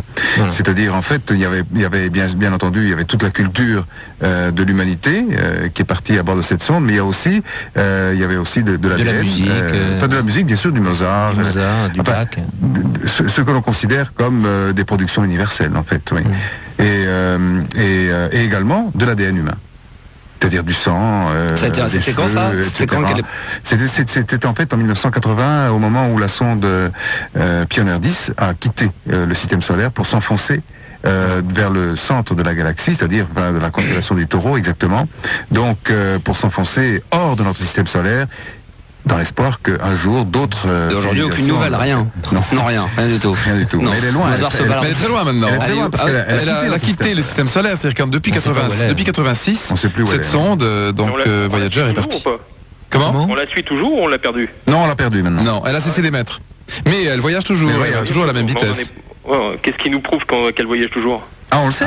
Mais c'est certain. Bien sûr, c'est certain. C'est pourquoi est-ce que c'est certain? Parce que effectivement, il n'y a aucune détérioration possible dans l'espace. Elle ne rencontre rien. Je parle de l'espace extra-système solaire. C'est-à-dire qu'en dehors du système solaire, hors de la ceinture des astéroïdes, il n'y a plus rien. Justement, oui. Non, il n'y a plus rien. Plus rien du tout. Il n'y a pas le moins d'astéroïdes se satelliser sur une autre planète, de prendre l'orbite d'une planète et puis de rester à tourner indéfiniment sur la planète. Non, mais attends, écoute. Très important. Là, il faut que tu saches quelque chose de vraiment... De quoi, qu'est-ce qu'il y a? Ça signale. Ça signale, c'est bon. On a des news.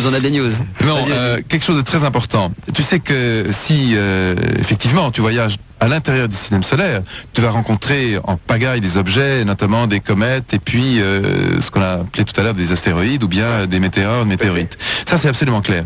Mais une fois qu'on a quitté la limite du système solaire, la dernière planète étant, comme tu le sais, Pluton, une fois qu'on est au-delà de Pluton, on entre dans un tout nouveau site qui est le site interstellaire.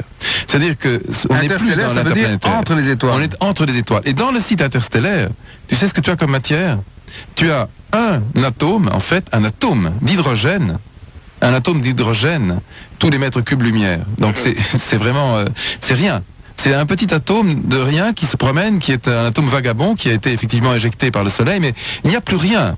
On est à une température de moins pratiquement 273 degrés, on est quasiment tout près. Moins 273? Oui, on est à moins 272. En fait, en réalité, on n'est pas à cette température qui serait le zéro absolu, mais on est juste à 3 degrés et quelques au-dessus du zéro absolu. Donc on est vraiment à une température extrêmement basse, et il y a un atome qui flotte comme ça, qui est un atome vagabond, tous les mètres cubes lumière. Donc c'est vraiment rien. Ouais, c'est vraiment rien du tout. Donc il n'y a rien, et on sait à ce moment-là que la sonde, que ce soit Pioneer 10 ou Voyageur, eh bien ces deux sondes, parce qu'il y en a deux maintenant, ont quitté le système solaire et sont en route vers un autre système, vers une autre étoile. Mais alors, il faut que tu saches aussi qu'à la vitesse où ça voyage à peu près à 400 000 km à l'heure. Hein, ces deux sondes ont à peu près cette vitesse-là. Et c'est une vitesse déjà très élevée pour une sonde. Eh bien, à cette vitesse-là, c'est combien de temps il faudra pour atteindre hypothétiquement un autre système solaire? On a compté milliards d'années, non? Oui, on a 8 milliards d'années. Ouais. 8 milliards d'années 8 milliards d'années, à ouais. 400 000 km/h. À 400 000 km/h, 8 milliards d'années avant d'atteindre un système, avant que la probabilité d'atteindre un système, même pas habité d'ailleurs, simplement un système solaire possible, eh bien, nous mène effectivement à la hauteur de 8 milliards d'années. Il y a bien longtemps que la planète bleue n'existera plus. Eh bien, probablement. Donc, ce qu'on sait, c'est qu'effectivement, il faudra bien des milliards d'années avant qu'elle soit recueillie. Mais elle est en route. Cette sonde là. Comment? Qu'est-ce qui la propulse cette sonde dans l'infini comme ça? L'inertie. L'inertie. Oui, rien d'autre. Parce qu'évidemment, elle n'a plus de carburant. Mais tu sais que dans l'espace, rien n'arrêtera sa course, comme dirait Mulder. Oui, puis il n'y a pas de frottement, il n'y a rien. Il n'y a pas de frottement, il n'y a rien. Donc elle poursuit sa course à l'aveugle. Elle est dans le vide. Ta question, David, à la base. C'était pas vraiment une question, c'était surtout un constat un petit peu dubitatif quant aux preuves photographiques que pouvaient apporter les gens comme nous de présence éventuellement extraterrestre. Et moi j'ai fait de l'astronomie pendant 5-6 ans. Et c'est vrai qu'on nous a expliqué qu'il y avait dans l'espace plusieurs milliards de soleils qui pouvaient à chaque fois représenter éventuellement un système solaire, donc une vie extraterrestre possible. Mais ce que j'arrive pas à comprendre, c'est qu'avec tous les moyens qu'on a actuellement photographiques et vidéos, qu'on n'ait pas de traces beaucoup plus palpables et formelles d'une présence extraterrestre. Je veux dire, c'est souvent que des images floues, des vidéos plus ou moins en bouger, il n'y a rien de véritablement statique, de vraiment clair et de visuellement correct. Donc je voulais savoir si justement ils étaient un petit peu dans la même expectative que moi, et que si vraiment il y avait une preuve flagrante de quelque chose, pourquoi justement avec tous les moyens qu'on a techniques et autres, on n'avait pas moyen d'avoir une photo claire qui nous montre vraiment qu'il y avait une preuve d'une vie extraterrestre. Ben oui, effectivement, on l'a dit tout à l'heure, moi je déplore qu'il n'y ait pas un document effectivement irréfutable, parfaitement clair, lisible. Je sens qu'il y a quand même quelque peu, parce qu'on vous a pas posé la question aux jumeaux là, mais est-ce que vous croyez véritablement à une vie extraterrestre, mais pas dans l'esprit d'acide ou d'atomes, mais quelque chose de beaucoup plus, comment dirais-je, comme Mulder le montre dans ses films, d'une présence véritablement, comment dirais-je, d'apparence humaine. Mais intelligente. Écoute, alors là... évoluer. Oui, voilà, ouais. En tout cas, moi ça je m'engage alors à fond, si on peut dire. Parce que je vous sens fataliste quand même, je vous sens non, pas du tout. Dans vos propos. Pas du tout, mais non, en fait on est un petit peu, entre guillemets, comme ça un petit peu déçu qu'il n'existe pas de preuves plus claires en faveur de l'existence extraterrestre, mais de preuves, entre guillemets, de témoignages, de vestiges. Mais enfin, en ce qui concerne notre conviction, elle est faite depuis bien longtemps. Je suis absolument convaincu, je l'ai dit il y a un instant, qu'à l'instant où nous parlons, d'autres formes de vie intelligentes se posent des questions sur l'habitabilité de l'univers. Bon. Tout à fait, mais de là, s'ils viennent directement sur la planète, il n'y a aucune raison que ça se produise. C'est plus compliqué que ça. Je pense qu'effectivement, il y a un phénomène ovni, que ce phénomène est absolument mystérieux, que 3% des cas d'observation résistent, oui, absolument. Toutes les conversations que nous avons pu avoir avec des spécialistes, Keshka parlait tout à l'heure du patron du CEPRA, convergent vers l'irréfutabilité, si on peut dire, du phénomène ovni. Il renvoie à quelque chose de mystérieux. Effectivement, il y a des objets qui se promènent, ou en tout cas des phénomènes lumineux qui sont à chaque instant signalés un peu partout sur la Terre. Ouais, mais bon, et on ne sait pas à quoi ils renvoient. Voilà, mais ils sont pas. Dans les 3% qui ne sont pas explicables, c'est là qu'il faut aller chercher, évidemment. Oui, mais c'est peut-être qu'on n'a pas encore les connaissances suffisantes pour les expliquer. Mais bon, regardez, par exemple, il y a 8000 ans, quand ils voyaient une comète dans le ciel, ou une étoile filante, enfin un astéroïde qui traverse l'atmosphère, ils savaient pas ce que c'était. Donc pour eux, ils pouvaient très bien donner comme explication que c'était quelque chose de surnaturel, alors que maintenant on est à même de l'expliquer, de savoir de ce que c'est. Donc en fin de compte, les 3% qui sont inexplicables pourront s'expliquer peut-être dans les 10 ans à venir avec... Oui, tout à fait. Mais enfin, ce qu'il faut savoir, c'est que les spécialistes qui s'interrogent et qui travaillent vraiment très sérieusement sur la question, avec des moyens de scientifiques et des méthodes scientifiques, produisent des hypothèses. Un certain nombre d'hypothèses, une hypothèse terrestre, une hypothèse par exemple, la manipulation collective, par exemple, d'expériences faites par l'armée, enfin bref. Ils ont produit un certain nombre d'hypothèses. Et parmi ces hypothèses, il y en a une qui est, comme on dit en science, plus prégnante que les autres, qui est l'hypothèse de type extraterrestre. Et ce sont eux qui le disent en tant que scientifiques. Nous avons aujourd'hui un certain nombre d'hypothèses. Celle qui nous paraît la plus vraisemblable, en tout cas la plus économique, c'est l'hypothèse de type extraterrestre. Alors, ça ne veut pas dire que nous détenons des preuves de la présence extraterrestre sur Terre ou de l'origine extraterrestre des objets dont nous parlons. Mais enfin, en tout cas, ce que nous pouvons dire, c'est que des spécialistes scientifiques qui s'interrogent sur ces phénomènes produisent des modèles et que les modèles les plus vraisemblables, selon eux, sont des modèles de type extraterrestre. Alors ça, c'est quand même quelque chose sur lequel on doit s'interroger. Ouais. Enfin, c'est vrai que ça reste toujours plus ou moins frustrant de n'avoir aucune véritable preuve. Oui, ça. Parce que bon, quand même, on est à l'ère de l'informatique, des vidéos numériques, des appareils numériques et je sais pas, moi je fais un petit peu de photos, il y a quand même des bases faciles à respecter pour prendre quelque chose dans le ciel et tout ce qu'on nous montre comme cliché, c'est toujours flou, c'est toujours loupé, il y a aucune référence de dimension ou de référence géographique. C'est pas reproductible, tout ça, évidemment, oui, ça je sais bien. Donc ça met un petit peu dans le doute et malgré une certaine naïveté, c'est vrai qu'après on a du mal à espérer quelque chose, quoi. Ouais. Même si on est conscient qu'en effet il peut y avoir d'autres mondes qui se posent les mêmes questions que nous à des milliards d'années-lumière d'ici. Ouais. Ça fait très Capitaine Flamme comme générique. Ça fait très Gigi. Ça fait très Gigi comme tout à l'heure, quoi. Comme on l'avait dit la fois d'avant, s'ils veulent vraiment se montrer une bonne fois pour toutes, qu'ils aillent sur la place de Rome ou qu'ils viennent sur les Champs-Élysées puis qu'on les voit, quoi. Hein. Mon petit David, merci en tout cas. Ouais, bah Maxou, c'est impeccable, nickel. C'est la première fois que je passais à la radio et c'est très bon esprit. J'avais 200 BPM, mais ça va, ça l'a fait. Ah oui, t'étais un peu speed. Ouais, un peu speed, ouais. D'accord, ok. Bonne bourre à toi, David. Ouais, ça marche. Bonne fin de nuit, amuse-toi bien. Nico, 17 ans de Tarbes, est avec nous. Bonsoir, Nico. Ouais, bonsoir. Alors, on t'écoute, Nico. Merci de ta patience, parce que je sais que ça fait longtemps que t'es là. Ouais, ça fait à peu près 2 heures. Bah alors, c'est bon, ça. Ouais. Alors, vas-y. Ouais, bah en fait, à la base, j'ai 4 bouquins chez moi qui s'intitulent Les ovnis et les extraterrestres dans l'histoire, qui ont été écrits par Yves No. Vous connaissez ? Oui, bien sûr. Justement, c'est un super copain à vous, on le sait. Donc en fait, je voulais justement parler de... il y a pas mal de sujets abordés dans ces bouquins, parce que j'en ai 4 tomes, je sais pas s'il en existe plus. Mais il y a pas mal de sujets, j'en ai choisi quelques-uns qui m'ont paraissé un peu curieux, quoi.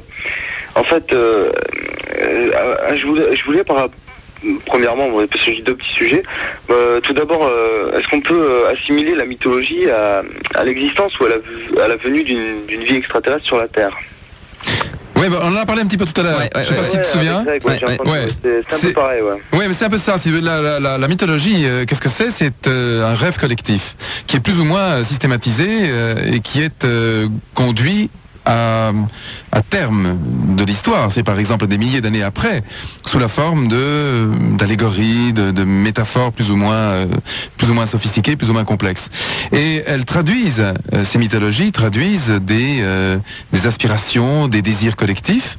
Et parmi les aspirations et les désirs collectifs des peuples de l'Antiquité, je suis convaincu qu'un certain nombre se tournent vers le grand univers, se tournent vers le ciel, puisqu'effectivement, dès que l'homme des cavernes, donc dans le néolithique, il y a 30 000 ans, 40 000 ans, 50 000 ans, l'homme de Cro-Magnon, en fait, même jusqu'à 100 000 ans en arrière, et on pourrait même revenir encore beaucoup plus tôt dans l'histoire de l'hominisation, puisque avant l'homme de Cro-Magnon, comme tu sais, il y avait l'homme de Néandertal, et cet homme de Néandertal, qui est le premier hominien à peu près conscient de son environnement et qui commence à fabriquer des outils, eh bien, dès cette époque-là, il y a donc presque 500 000 ans.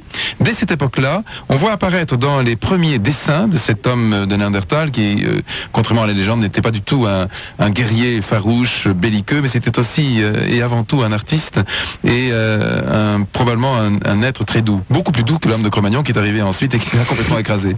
Il faut dire que le premier génocide de l'histoire, c'est Cro-Magnon qui triomphe de Néandertal. Oui.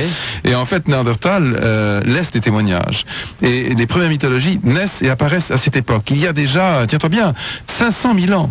Et il y a 500 000 ans, on voit apparaître dans certaines grottes, donc c'est très très haut dans l'histoire, on voit apparaître déjà des témoignages qui sont interprétés aujourd'hui comme les premiers rudiments de ces mythologies, où on voit des boules de feu, on voit donc très distinctement le soleil, on voit très distinctement des étoiles, et on voit des boules de feu, et on voit même des rudiments de ce qu'on pourrait appeler aujourd'hui des ovnis. Donc dès cette époque. Oui. Et tout au long de l'histoire ensuite, c'est vrai dans la période Néandertal, c'est vrai aussi au moment de Cro-Magnon, et c'est vrai a fortiori dans la haute antiquité, puis ensuite dans la basse antiquité, puis ensuite au Moyen-Âge, ainsi de suite. Tout ça constitue le corpus dense, comme on dit quand on parle d'informations, un corpus dense, d'informations telles qu'elles convergent vers, eh bien, on va dire la mythologie extraterrestre au sens large. La mythologie d'observation, mais je dirais plus que d'observation, d'un grand rêve de ses frères venus des étoiles qui nous auraient accompagnés à un moment. Ce rêve-là, on a la certitude. Un rêve ou un souvenir, peut-être. D'un grand rêve ou d'un souvenir, oui, quand on va loin dans l'interprétation de ce que pourrait être le contenu de ce rêve. Si on est certain d'une chose, c'est que le rêve existe.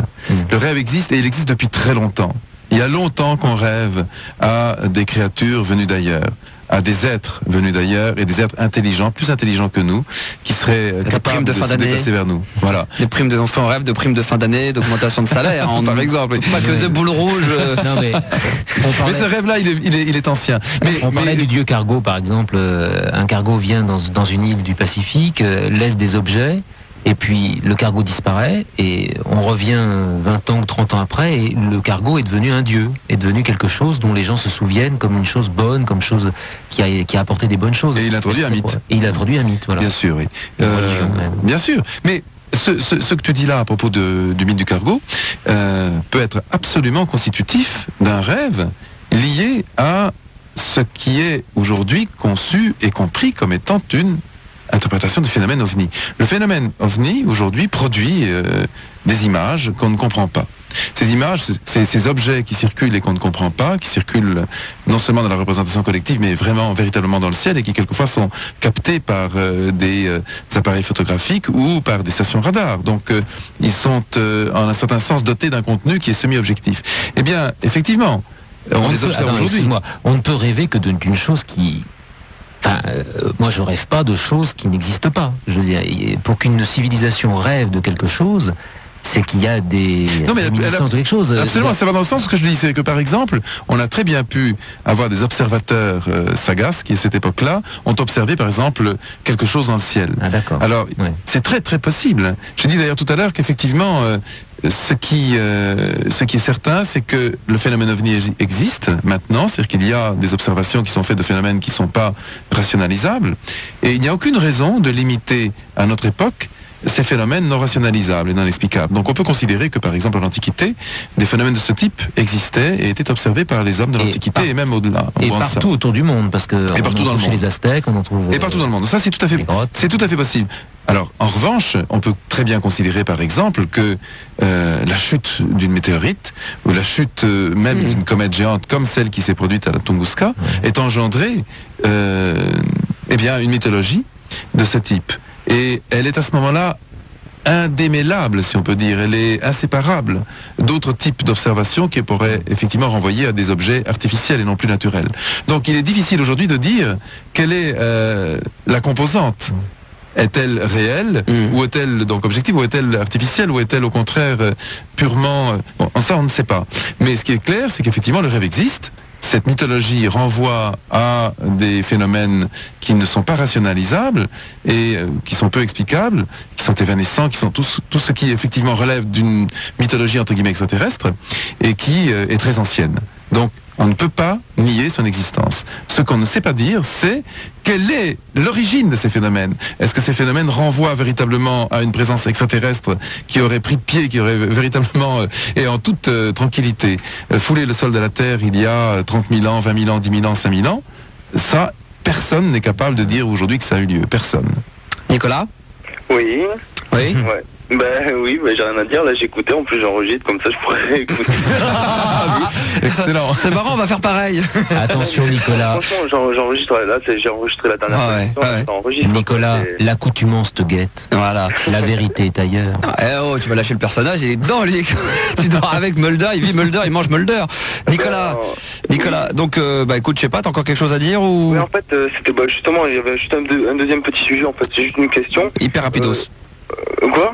Oui, vas-y. Oui, parce que dans ce même bouquin-là, en fait, à un moment, il parle d'un certain cube qui a été découvert par un certain Dr. Gert au 19e siècle. Oui. Et en fait, comme ils disent, je vais citer ce qu'il y a écrit, en fait, ils disent que cet objet est apparemment vieux de plusieurs millions d'années. Et en fait, il se pose la question dans ce livre, par qui a-t-il été fabriqué et quand a-t-il été fabriqué? Oui, mais ça c'est... Et en fait... Effectivement, l'histoire du cube, elle est connue. Ouais. Elle est bien connue. Bien sûr. Oui, non, mais raconte-la, tu la racontes mieux que moi. Tu la racontes mieux que moi. Non, il s'agit d'un cube qui, effectivement, a été analysé par l'auteur et aurait été,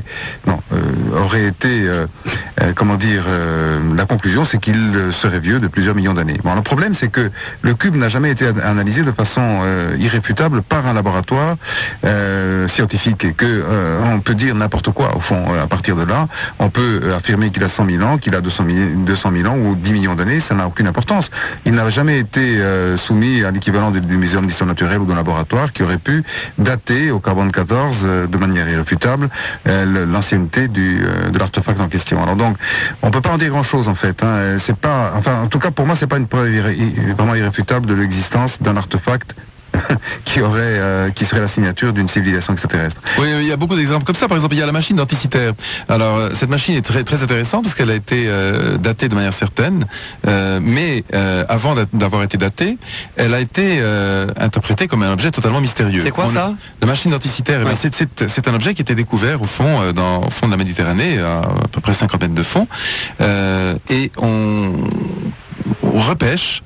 Ce sont des plongeurs qui ont repêché en fait quelque part au sud de la Grèce, au large, à peu près à 20 km des côtes, sur un haut fond, recueillent donc des vestiges, des objets, et parmi ces objets, ils recueillent quelque chose qui est totalement énigmatique. Cette énigme est donc ça se passe dans les années à peu près dans les années 50. Ce qui est très étrange, c'est que la machine denticitaire, puisqu'on est près de denticitaire, cette machine, cet objet qu'on recueille, est véritablement une machine. On constate que c'est un dispositif assez sophistiqué qui fait penser de manière très précise à une horloge. Et on se dit, mais comment est-ce que, au minimum, cet objet a 8000 ans, et comment est-ce qu'il y a 8000 ans, on a pu construire effectivement une horloge, et particulièrement cette horloge renvoie à des mouvements qui sont probablement des mouvements de planètes, et on dit, tiens, c'est un planétarium. Et effectivement, c'était une sorte de planétarium très rudimentaire. Il a fallu pratiquement un quart de siècle, c'est 25 ans, pour comprendre exactement ce qu'était la machine denticitaire. Mais pendant très longtemps, et des ouvrages ont été en abondance et par dizaines écrits sur cette machine en disant la seule explication possible, c'est l'explication extraterrestre. Cet objet vient d'ailleurs. Ouais. Et en tout cas, s'il ne vient pas d'ailleurs, sa conception vient d'ailleurs.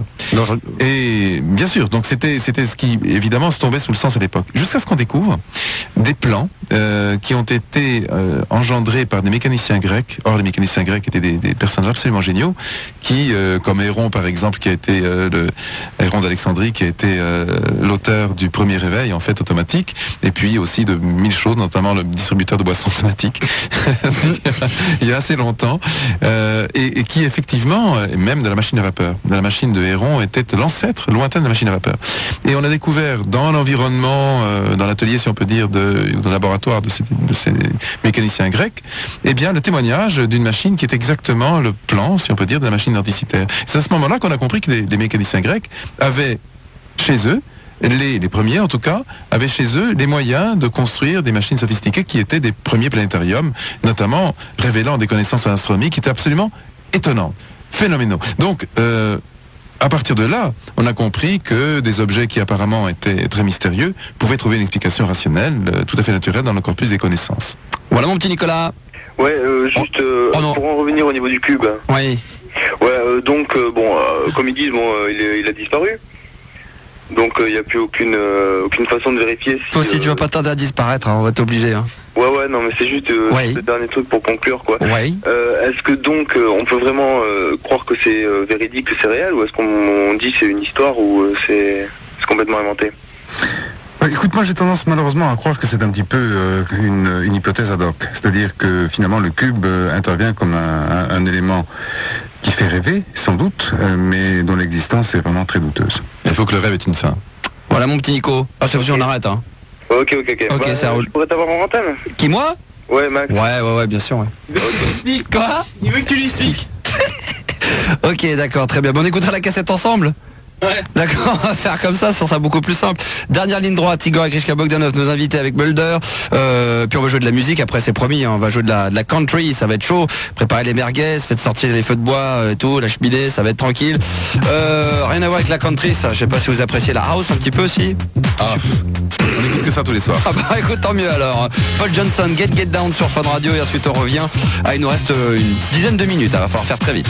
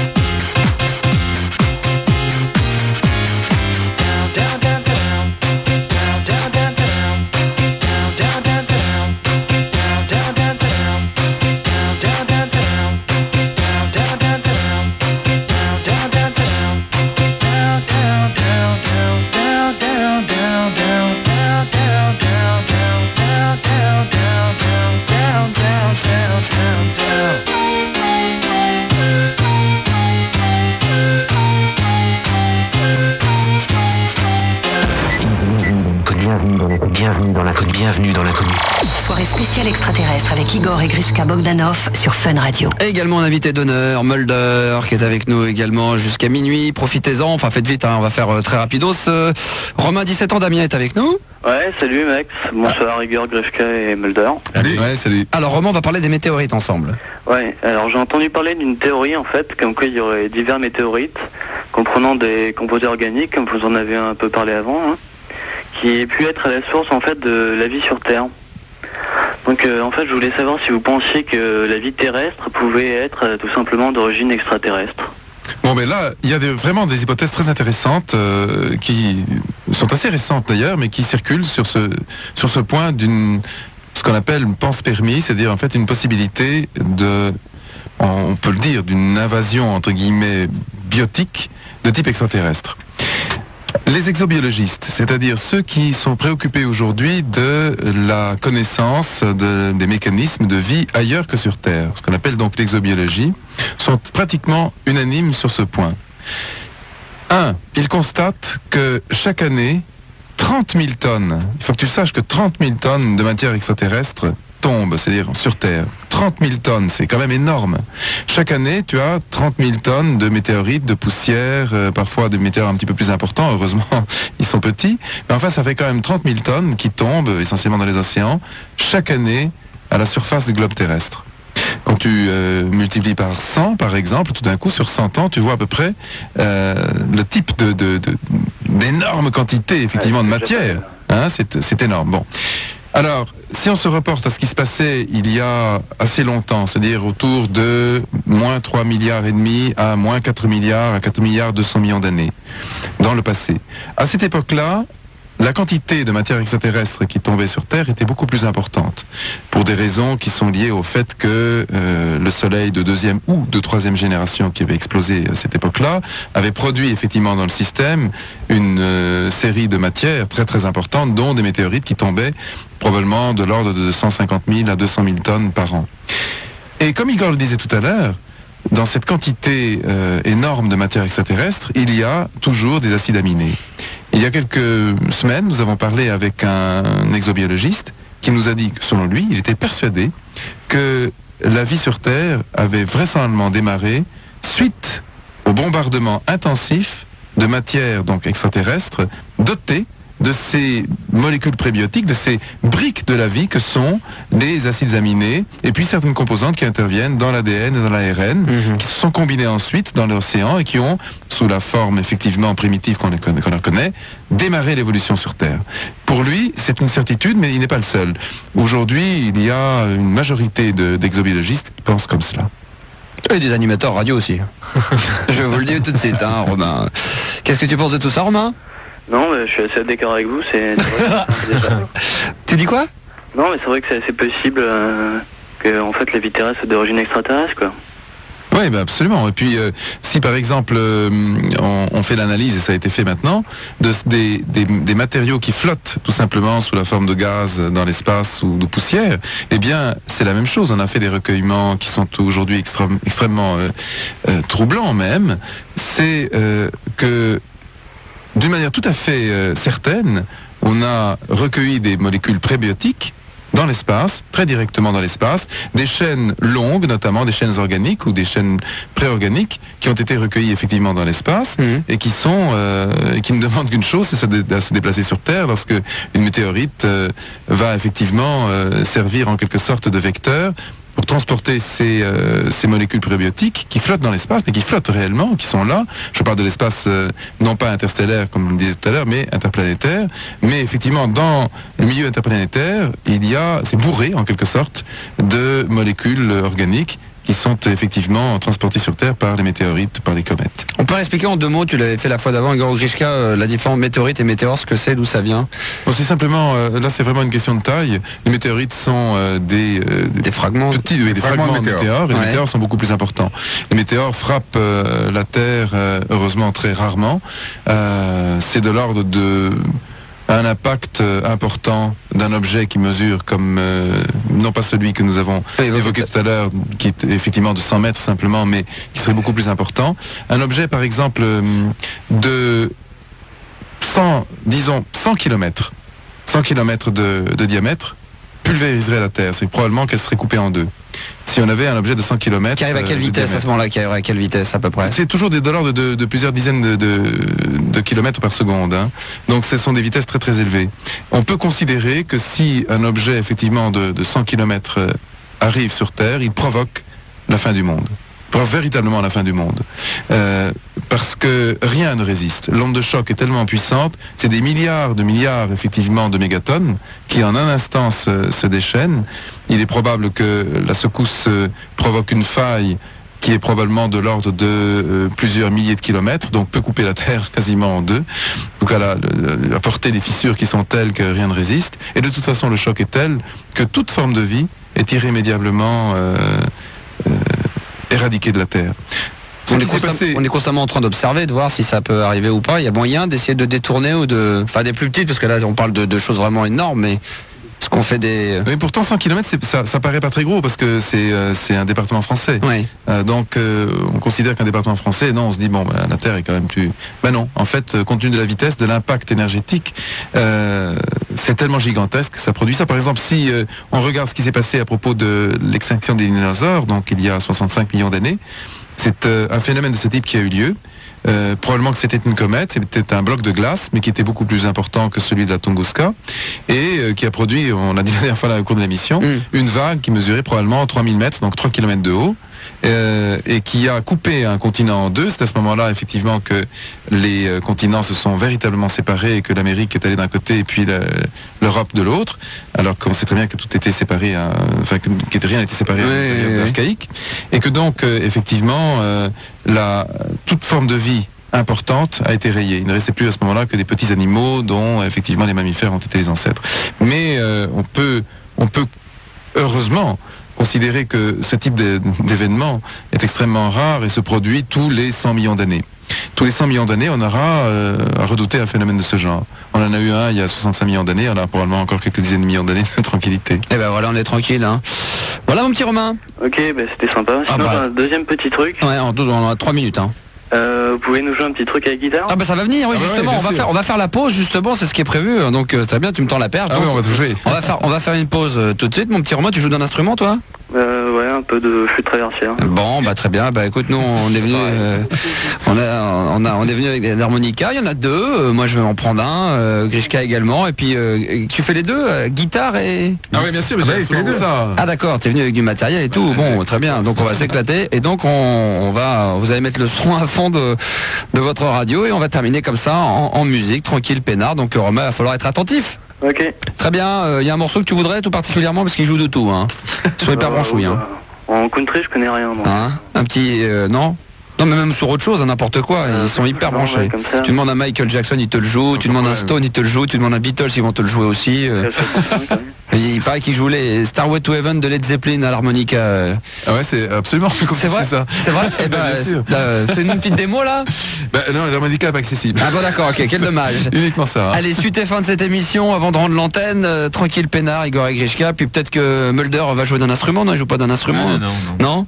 Ma voix, c'est tout. D'accord. Bon, on va plus bel instrument quand même. On va se contenter de la voix, et puis je jouerai également un petit peu d'harmonica. À tout de suite, ne bougez pas.